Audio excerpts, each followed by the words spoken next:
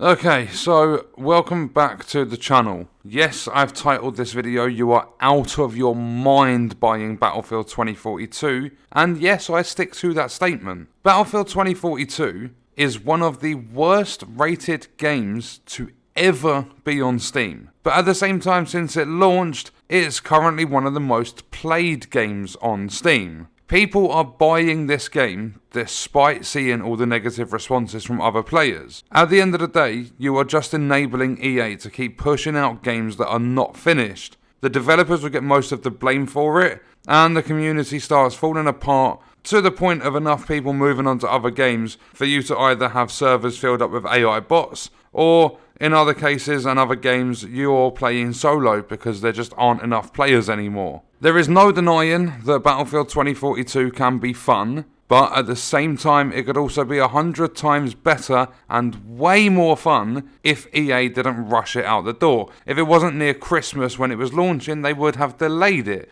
Because of that Christmas money, they just rushed it out.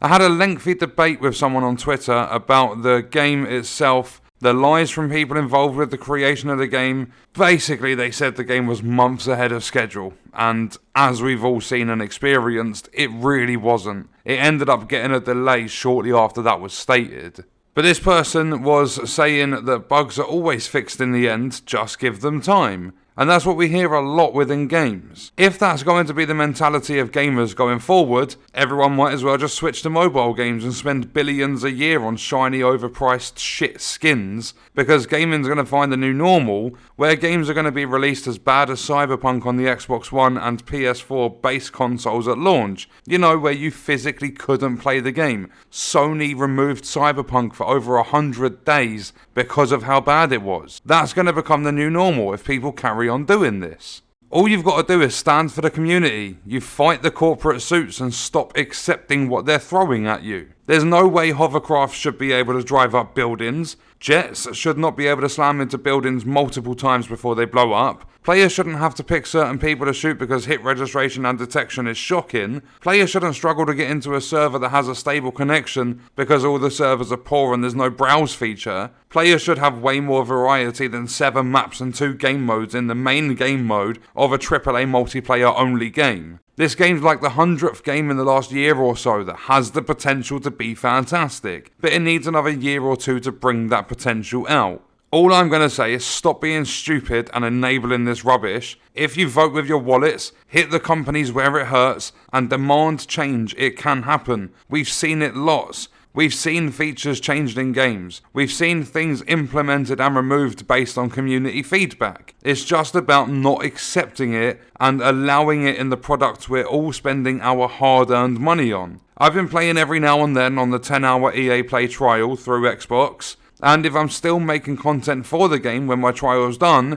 I'm going to pay £4 for a month on Steam under a different account because I'm not buying this game until a cheap key site sells it for at least 50% less than what they are currently asking for it. And I can't see it being long until the game is heavily reduced. You can go an entire match without being able to change your weapon because the spawn screen bugs. And you can't dive underwater in the game, but you can easily get chucked underneath the map. Also, if you have a look at Battlefield 4 Evolution, entire buildings collapsing and damn walls being obliterated. In Battlefield 2042, you've got tornadoes and that's pretty much it. In terms of gameplay and what makes up a lot of it, you have hovercraft and about 5 miles of running from spawn to just die and do the same thing all over again, on repeat for like 35 minutes per match.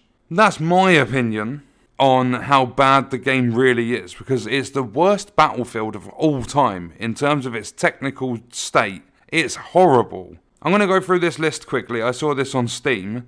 I spent $110 and didn't refund to save you wasting your time. The good. Portal might be good someday. And then here's a list of the bad things one person has stated. So, no classes, wide open maps with no cover, maps are too big and turns the game into a running simulator, no scoreboard, no change in squads, no change in teams, awful hit reg, awful random bullet deviation, broken hover tank that can scale walls and harder to blow up than a tank, a bug that won't allow you to redeploy when you die, you have to leave the game, a bug that will show your teammates as enemies and they can knife you to death, only 22 weapons of which 2 are actually good, attachments unlocked that are cosmetic only, some attachments do the opposite of what the description description actually says. XP is disabled in custom Portal games, attachment progression disabled in all-out warfare, solo and squad matches, persistent data error that makes the game unplayable, only 2 modes on 7 maps for all-out warfare that feels like you're playing wide open fields, control points in breakthrough mode on top of skyscrapers, I think they're actually being removed. They can't be captured because there's 11 vehicles on top of the buildings. Hit reg, or lack thereof,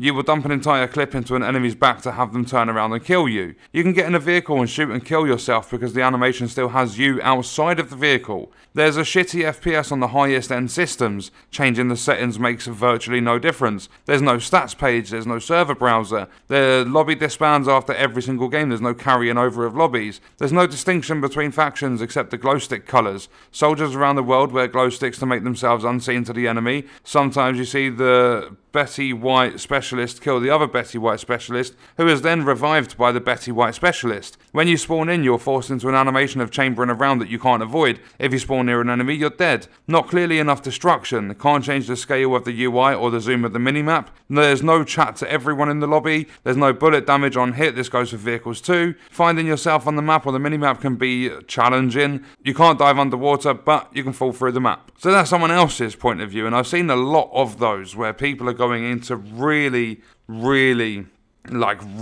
detailed lists of everything that's wrong with the game. So stop buying the game knowing full well how broken it is. You are just allowing EA to ship more games out and rush more games to release from other companies, make the other companies look bad, even though 9 times out of 10 they're not actually at fault. It's all the suits and the corporate side of things that messes up the production of these video games. You've just gone out, you've had a really hard day at work, you go home, you spent £100 on Battlefield, and you get the experience of a tank flying across the fucking map because the server's disconnecting. It's not fun. As I've stated in several videos before, and I'll continue saying it, all companies have to do is release a good game, they will make their profit, people will have fun. It will be positive all round. In the case of Battlefield 2042, that is not it.